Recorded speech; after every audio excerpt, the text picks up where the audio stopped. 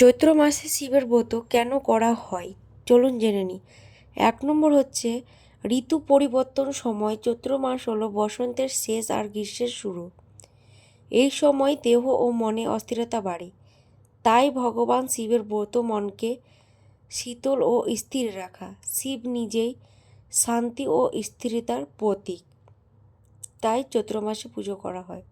2 নম্বর হলো ধর্মীয় বিশ্বাস। বলা হয় চৈত্র মাসে ভগবান শিবের পুজো ও ব্রত পালন করলে জন্মান্তরের পাপ ক্ষয় এবং ভগবান ভক্তের সকল ইচ্ছা পূর্ণ করেন। 3 নম্বর হলো শাস্ত্রীয় ভিত্তি।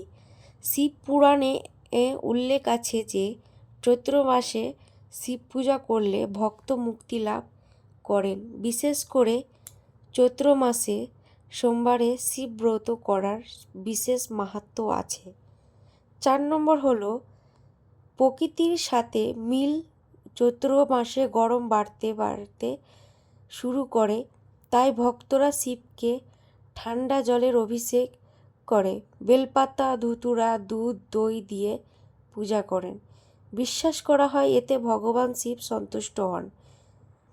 তাই চৈত্র মাসে শিবের ব্রত শুধু ধর্মীয় নয়, আধ্যাত্মিক এবং প্রকৃতিগত দিক থেকেও অত্যন্ত তাৎপর্যপূর্ণ করা হয়।